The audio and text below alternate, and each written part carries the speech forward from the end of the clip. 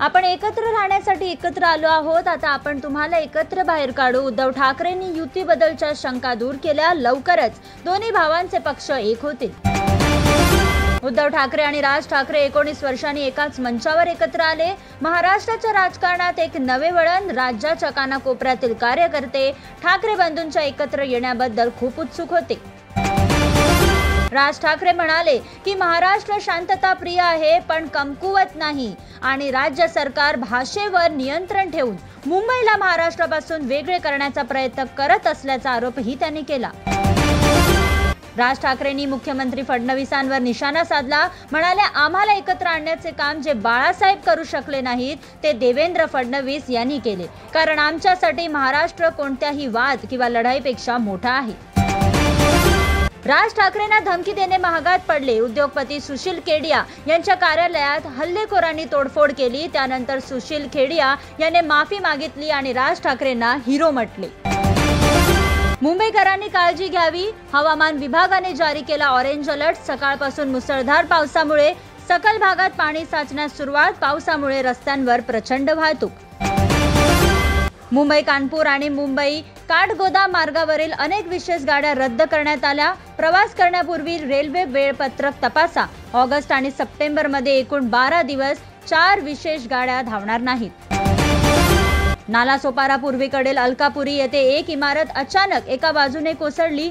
तळमजल्यावर सुरू असलेल्या नूतनीकरणाच्या कामादरम्यान इमारतीच्या मुख्य खांबाचे नुकसान झाले। घटनेत कोणतीही जीवितहानी झाली नाही।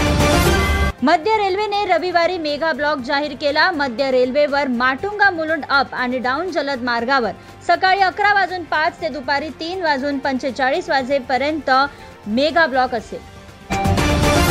वडाळा डेपोमध्ये बस भाडे विरोधात मुंबईकरांचे आंदोलन। बेस्ट बस भाडेवाढ मागे घेण्याची आणि बसेसची खासगीकरण थांबवण्याची मागणी। जर तुम्हाला मराठी येत नसेल तर वाद घालू नका, पण जर कोणी खूप नाटक करत असेल तर त्याच्या कानात कुजबूज करा। मनसे सैनिकाने मारलेल्या कानाखाली या वादावर राज ठाकरे म्हणाले, फक्त महाराणीचा व्हिडिओ बनवू नका। मुंबई उच्च न्यायालयात 7 जुलैपासून न्यायालयीन कामकाजाचे थेट प्रक्षेपण होणार आहे। पारदर्शकता वाढवण्यासाठी आणि सार्वजनिक प्रवेश सुनिश्चित करण्यासाठी विशेष नियम आणि मार्गदर्शक तत्त्वे जाहीर करण्यात आली आहेत। आता न्यायालयीन कामकाज थेट पाहता येईल। लाडकी बहीण पोर्टल बंद करण्यावरून आणि नवीन नोंदणी थांबवण्यावरून उद्धव यांचा महाराष्ट्रावर हल्लाबोल। शेतकरी सर्वात जास्त कर्जबाजारी आहेत, पण ते त्यांचे काम थांबवणार नाहीत, ते फक्त राज्याचा आर्थिक भार वाढू देतील। मूळ शिवसेना मराठी मुद्द्यावर जन्माला आली होती। आज ठाकरे बंधू पुन्हा त्याच मुद्द्यावर एकत्र आले। छगन भुजबळ यांचे मोठे विधान।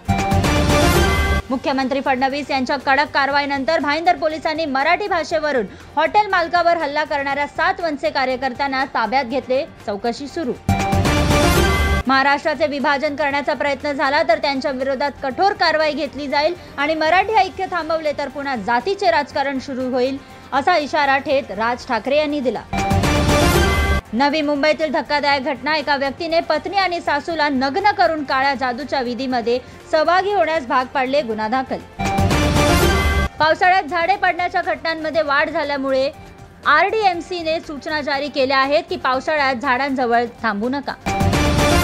मुंबईत सोने आणि चांदीच्या किमतीत बदल। 22 कॅरेट सोन्याच्या 10 ग्रॅमची किंमत 90,600 रुपये झाली तर चांदी 1,10,000 रुपये प्रति किलोग्राम झाली। वरळी डोम परिसरात प्रचंड गर्दी जमली। पोलीस दल कार्यकर्त्यांच्या गर्दीला नियंत्रित करण्याचा प्रयत्न करत आहेत। उद्धव आणि मनसेचे सर्व मोठे नेते गर्दीला नियंत्रित करण्याचा प्रयत्न करत आहेत।